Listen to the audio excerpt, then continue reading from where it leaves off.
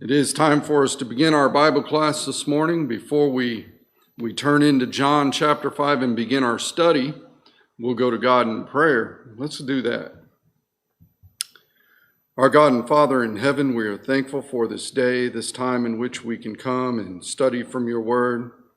We ask, Father, as we open it, that we look to it for the guidance, the strength, and the comfort that you have revealed within it, that we might then in turn go out into this world and that more will see your glory, be called into the kingdom.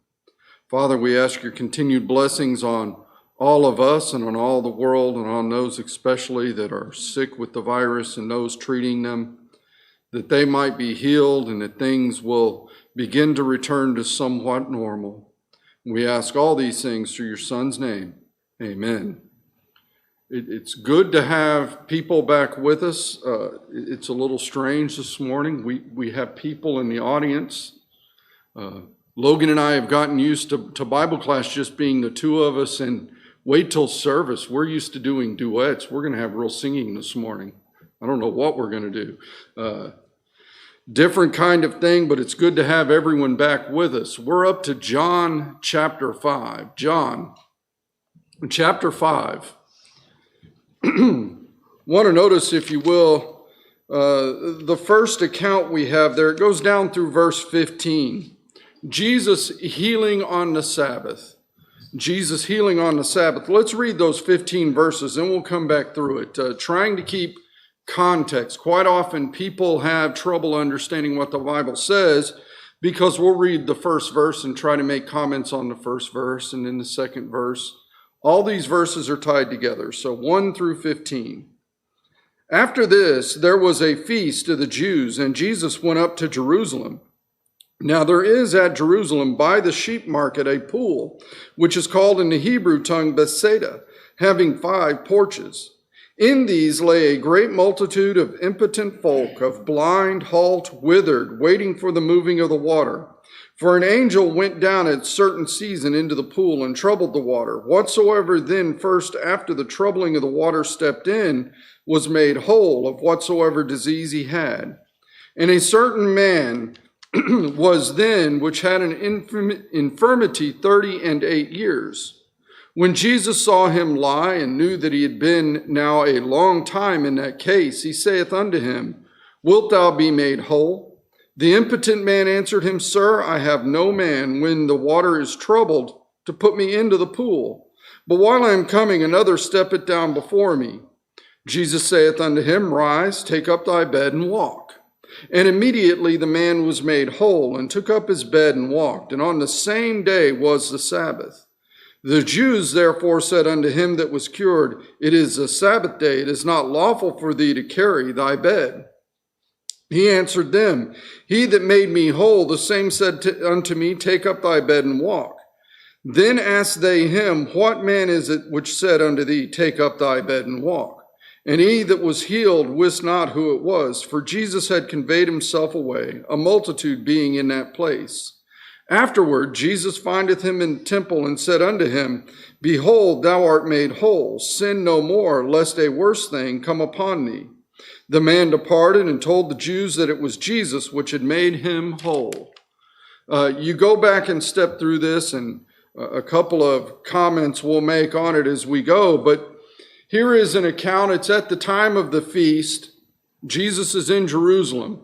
There's a pool there called Bethsaida that the water would become troubled in, and the first person in after the water was troubled would be healed.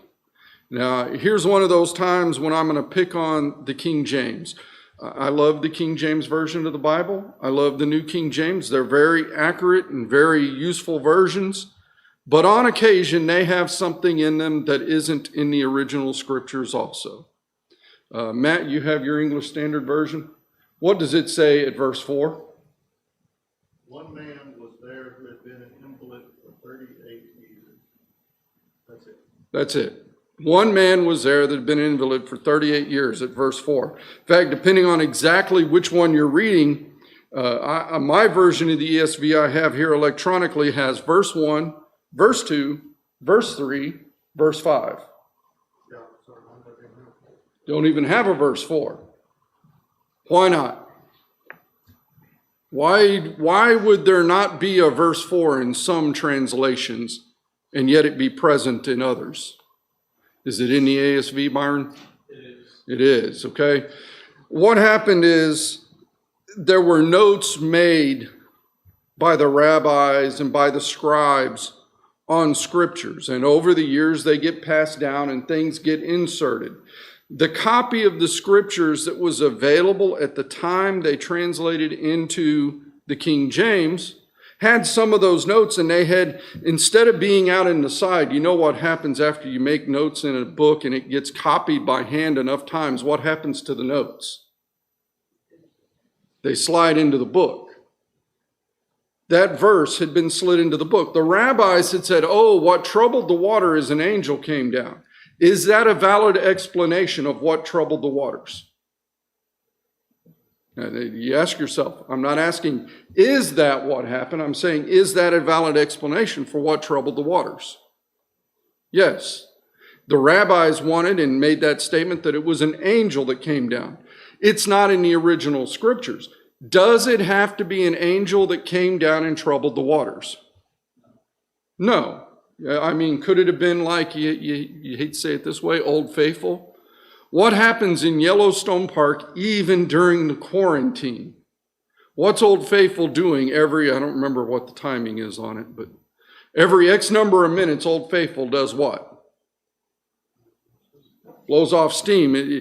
Is it possible that there was a little thing underneath that pool of water that every X amount of time would just trouble the water a little bit? It's a valid explanation. An angel's a valid explanation. What had happened, the rabbis, because they associated this with God, and whatever it was that caused the troubling of the waters was whose work? God's. Either way. Okay, so I'm trying to say, yes, the King James sometimes has something in it that you cannot find in the original scriptures, like this angel. The ESV leaves the whole verse out. Does that make either one of the versions wrong? No. They're both being considerate of the main thought there. What was the main thought? In verse 4, it says, at certain seasons. So even if That's right. it was naturally occurring, it was probably naturally occurring at certain seasons. Right. It was at certain seasons, and from the description, it was basically random.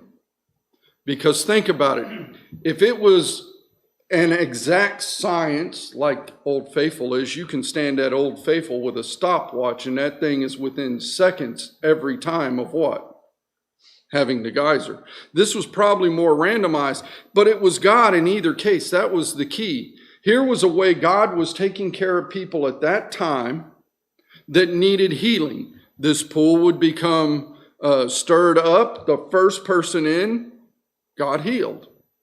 Well, Jesus finds this man who's been lame basically for 38 years and says, well, do you want to be healed? And the man says, yes, I'm sitting here at the pool. I live on wherever it was.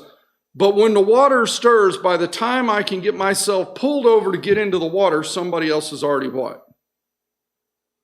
I don't know what the other person may have had, but they could what?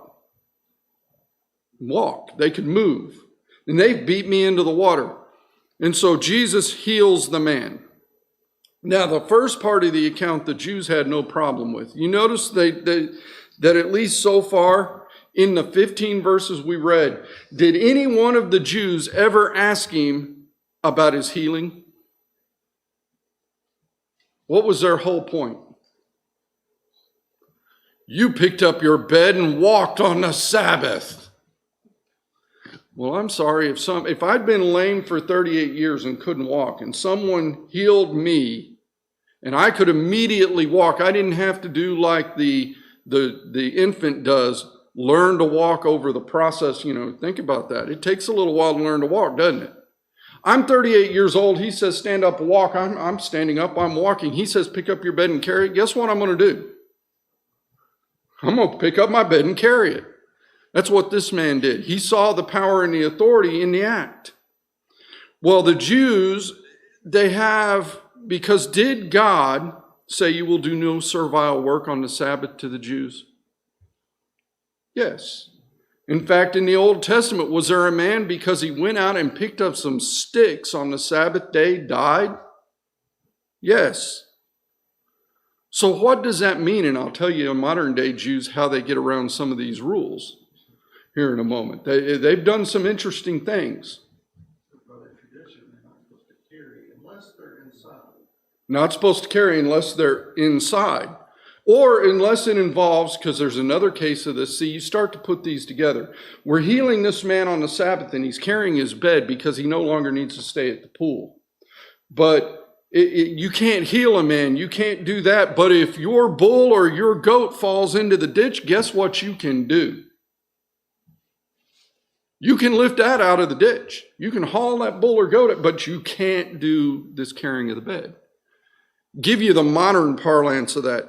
The Jews, as Matt pointed out, unless you're inside, you can't carry something. The reason they did that, ladies, think about it. What are we going to have to do later today? All of us are looking forward to those meals we're going to have. Do you have to get it and carry a pot to prepare a meal? Oh, here come the Jewish rabbis. We've got to be able to prepare the meal, so you've got to be able to carry the pot long enough to do that. So as long as you're inside. And it got stretched to their yard. Any fenced area was fine. Then any fenced area. So much so that now in New York, I saw this week. Yeah. They have a wire Yeah. that runs around the entire island of Manhattan. So it's all fenced. And now you can, if you're Jewish, That's right. carry anywhere in New York. It's the longest one in the world. Yeah, biggest inside area in the world, New York City, Manhattan specifically. I don't remember the amount of money the Jews pay, but there is one rabbi whose job it is every day. He gets up and he takes and starts driving around Manhattan, the perimeter of Manhattan, because there's a wire hung. They paid the city to allow them to hang a single strand of wire that goes all the way around Manhattan. That because of that, now the Jews that are inside Manhattan can do what? You can walk as far as you want. You can carry whatever you want because you're inside. I use that modern picture to show you what the Jews were doing here with Jesus and the man that was healed that day. In God's priority, what would be the highest priority act you could carry out? Helping your neighbor, loving another, saving a life, healing a person. That would be the top of the list, wouldn't it? Should be. You look at God. Why? People think, how can you say that? Why did Jesus come to earth? Now, he was doing it not on the physical. The physical is a proof of this, but he came in order to save eternal souls from hell. That is his primary mission. Saving a soul physically would lead to what? Saving a soul spiritually. Those things, you see that whole kind of progression. That's what Jesus puts here. Well, no. He spoke. That's right. And what they're doing now on the Sabbath, ridiculing him, which was speaking. So his healing was through God and through speaking. So he was not really working. He didn't do it. He was less work than they were, criticizing going to fight. Yeah. But his whole thing, he did it all through speaking. Their whole thing was about the man. You notice the questions. He has an infirmity of 38 years. Jesus tells him in verse 8, rise, take up thy bed and walk, and immediately the man was made whole. Now that in and of itself would prove it to me if I'd been, like I said, lame for 38 years. Logan, you spent time in a boot. How long did it take you to learn to walk normally again after the crutches and boot disappeared? Unless you cheat while you're wearing the boot. But think about it. Anybody that's broken a leg or ripped out a knee, I mean, even though you had the pain and you had to go through all that, it took some time once the cane was gone and the crutches were gone to learn to what? Walk on the knee again. I've been through that. I understand it.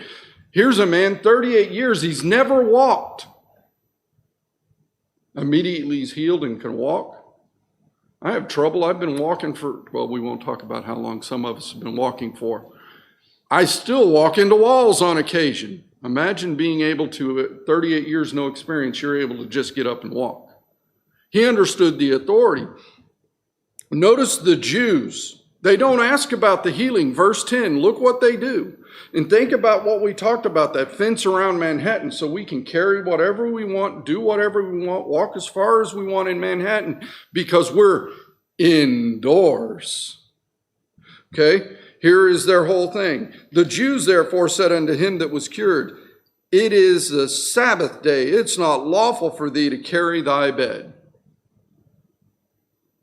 Was it or was it not? You see, you go back into the Old Testament, okay, you can't do any servile work. Was he doing servile work that day? If he was doing it for someone else, If he was doing it he for was doing it for himself. someone else, and he was doing it because he no longer had to be where he was. You see, there's a big difference in what God's definition of servile work was. In other words, go back to the Old Testament example. We talked about the man who went in, picked up a few sticks to build a fire on the Sabbath day, and they took him out and stoned him. Why? Because he could. What could he have done Friday? He could have picked up sticks. He could have had them laid there. Could this man have picked up his bed on Friday? No. You see the difference in what it looks like already, don't you? God, think about those Jews who complained the first day that the manna started. Let's say it started on Sunday to make this an easy discussion. Sunday there was manna. Monday there was manna. Tuesday was manna. Wednesday there was manna. Thursday there was manna. Friday there was manna. Saturday I got up early in the morning, went outside, and there what? Wasn't any manna, and they got mad at God. And what had God already told them to do? Yeah. You get up on Sunday, you go gather what you need for the day. On Monday, Tuesday, Wednesday, Thursday. When you get to Friday, you make sure and get 2 days worth. It's the one day you can take extra because there won't be any on Saturday. Yet they got up on Saturday and they got mad at God. Why? Because they didn't listen and didn't do what God said. Here's the same case. We've made the rule it's not lawful for thee, and because they had so many problems with it, what did they do? The Jews, and we're a lot the same way, they made a list of rules. Okay, we can't do servile work. What does servile work mean? Well, that means you can't carry anything over, it almost starts to sound like doctors nowadays. You can't carry anything over 5 pounds. You can't carry it more than X number of feet because then you would be outside the kitchen. Oh, well, we'll make the rule that if you're in the house, that's exempted because the ladies have to prepare food. Oh, we'll stretch it to the yard. Oh, eventually we'll put it all the way around. You see what they did? When it was convenient, what did they do with the rule? Twist it and stretch it. Take again, we're going to see the later account of it. But when a man was injured, it's not good to heal on the Sabbath. But when your bull or your goat falls into the ditch, what can you do? What was that? That's your money, your possession, that's your work, that's your livelihood. Oh, there's the picture of what happened with the Jews. Why was it wrong to heal a man on the Sabbath later on? Because it had no benefit to me. But that bull or that goat, Everett, how much does a bull cost nowadays? Several $100s. I'm amazed that's a cheap bull. Cattle prices down right now. Yeah, they're usually quite expensive. That bull falls in the ditch, it's what? My pocketbook. I can get it out. What did the Jews begin to base everything on? Money and power. What was good for me? And we see that over and over. That's still what's going on. You notice they never asked the question. They didn't ask him about it. They just said, you were cured. Okay, great. Why are you carrying your bed?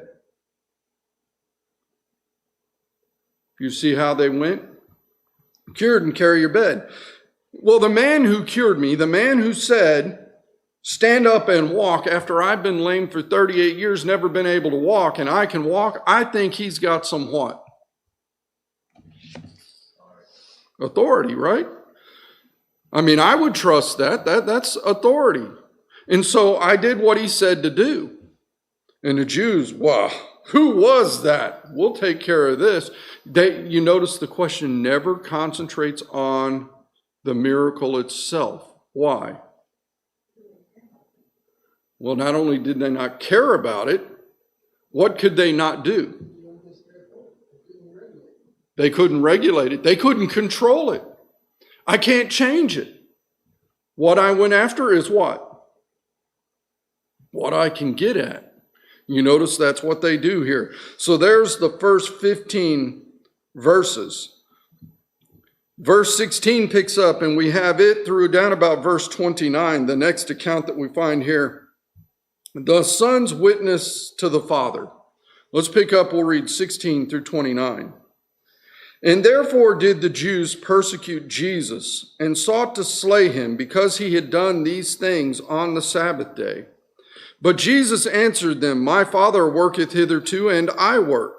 Therefore the Jews sought the more to kill him, because he not only had broken the Sabbath, but said also that God was his Father, making himself equal with God. Then answered Jesus and said unto them, Verily, verily, I say unto you, the Son of Man can do nothing of himself, but what he seeth the Father do. For what things soever he doeth, these also doeth the Son likewise. For the Father loveth the Son, and showeth him all things that himself doeth. And he will show him greater works than these, that ye may marvel. For as the Father raiseth up the dead, and quickeneth them, even so the Son quickeneth whom he will. For the Father judgeth no man, but hath committed all judgment unto the Son, that all men should honor the Son, even as they honor the Father. He that honoreth not the Son honoreth not the Father which hath sent him.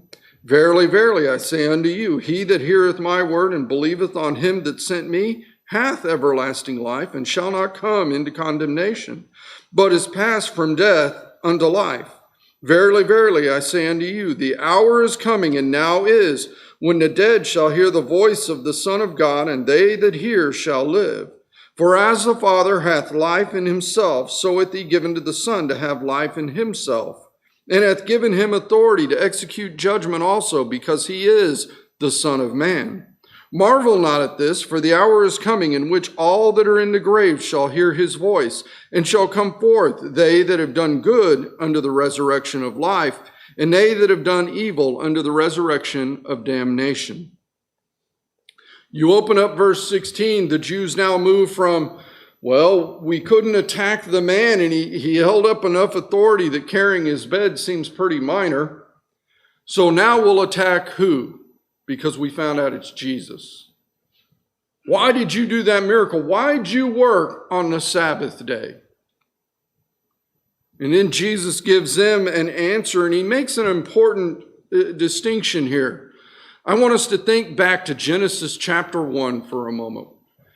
We all know the account. In the beginning, God created the heavens and the earth. The earth was without form and void. And God said, let there be light, and there was light. And God divided the light from the darkness. And the morning he called day, and the night he called, or the darkness he called night. And morning and evening were the first day, or evening and morning were the first day. God created in how many days? 6. And then what did God do on the 7th? He rested. From what? Creating. Did that say God stopped working? Did that say God stopped doing anything else ever? There are some people who believe that we're still in the 7th day. God is still resting because God didn't do anything after he created the world. And that's the reason it could be millions and billions of years, see? No, God did it in 6 literal days. And on the 7th day, he rested from creating. Look how Jesus said this. Look at verse 17. There's an important statement there, and we often miss it. But Jesus answered them, My Father worketh hitherto, and I work. When he says, My Father worketh hitherto, what does that mean? Put that in modern English for me. Yeah, my Father's working right now, and guess what I'm going to do? I work. And God's so powerful. For God to rest, that is just a sense of I'm done. I'm done. I mean, God, for him to speak everything into existence was not like he was speaking now. Oh, yes. For God, that's not work. It wasn't real. He had finished what he had started. He wasn't tired. That's what God meant by rest. I finished what I have started. And he took 24 hours off, as we would say. That's what people look at and say, no, that's the rest that God took was from his creative actions. Now, why is that important? Take some thought to what's being shown here and what happens later on. When Adam and Eve sinned and God brought them coats of skins, where did those coats came from? What animals? The ones God had to kill to create the skins. Because the animals were already what? There. And God didn't create anything new.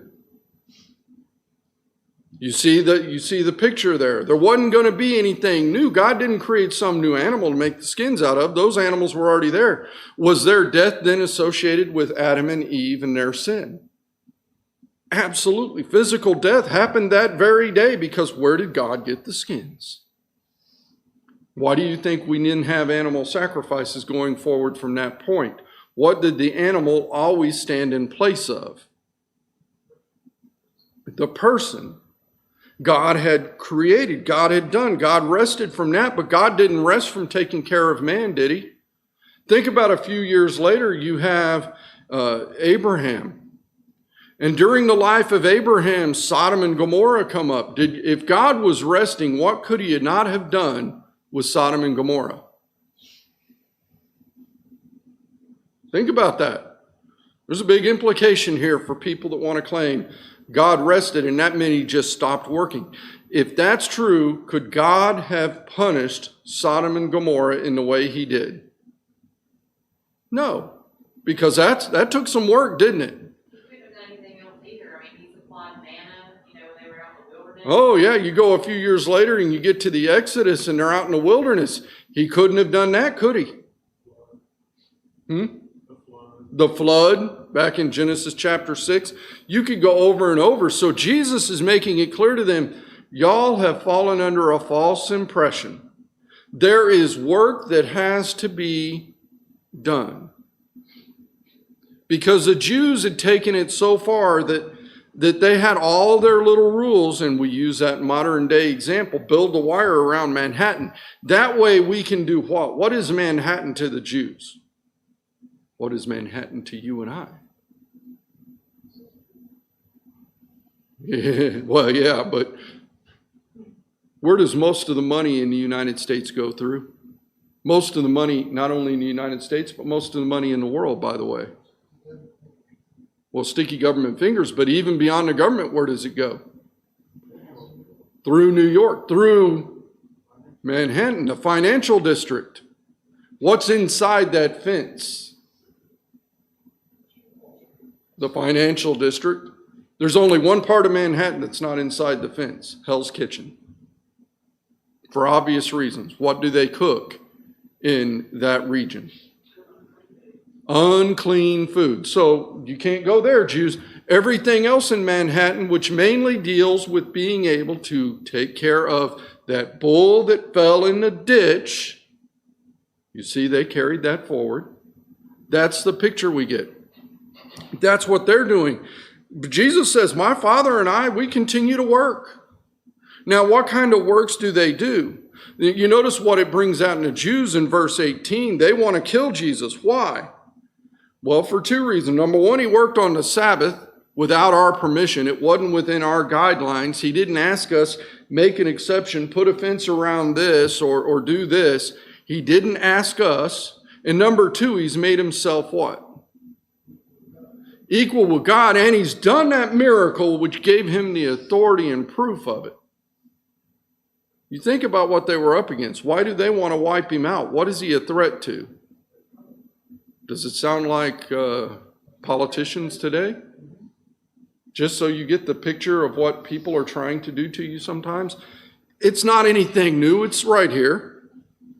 And so Jesus looked at them and said, verse 19, this is where he begins to appeal to the authority and what the miracles stand for us. He appeals to that authority, saying, I couldn't do it if I wasn't approved of who? Now remember, go back 2 chapters. Chapter 3, who did Jesus have a conversation with? Nicodemus, who was a ruler of the Jews. He's part of that ruling party. What was it that Nicodemus admitted to him back in John chapter 3? Verse 2, in fact. Look at John 3, verse 2. The same, Nicodemus from verse 1, came to Jesus by night and said unto him, Rabbi, we know thou art a teacher come from God, for no man can do these miracles that thou doest, except God be with him.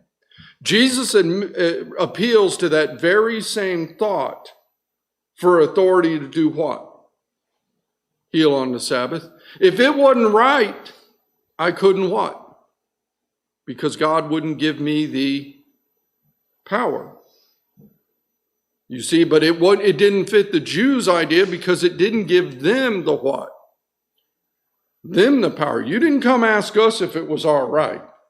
I mean, if it had been, we'll draw that line around Manhattan. We'll cut the wire right here on Monday and we'll stretch it out another little piece and we'll include that little neighborhood. It'll cost you because we got to cut the wire and stuff. But we'll do it for you. You didn't come ask us that. You just took authority.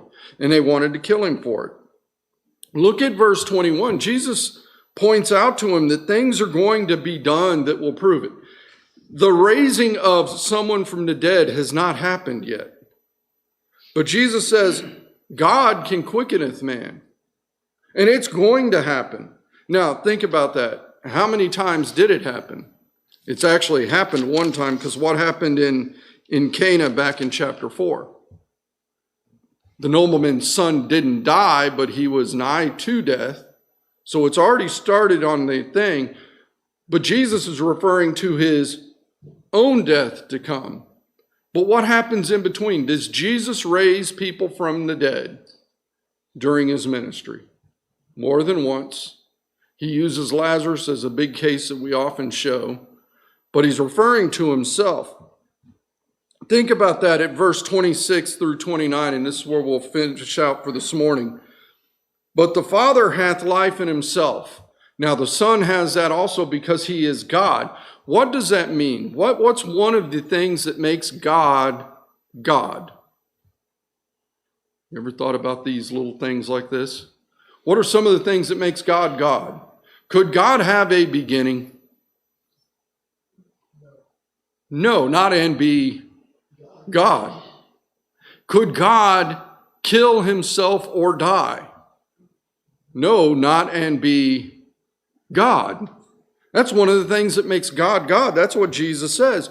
The Son has the same thing. Now, Jesus said it this way because he's standing where at the moment? In the flesh, right?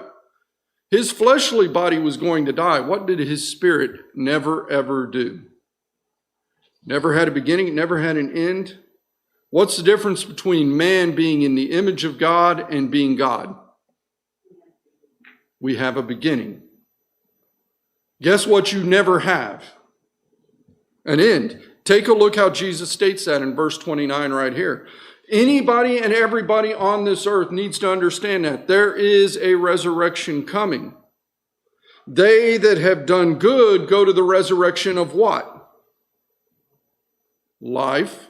And they that have done evil go to the resurrection of damnation.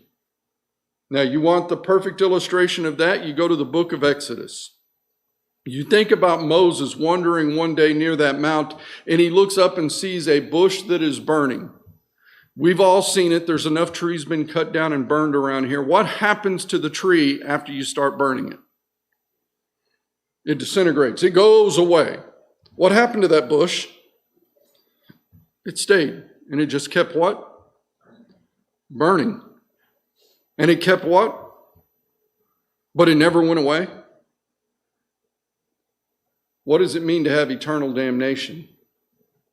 You begin to get punished. You get punished. You keep getting punished. And when you think punishment has even begun to start, guess what? You keep getting punished.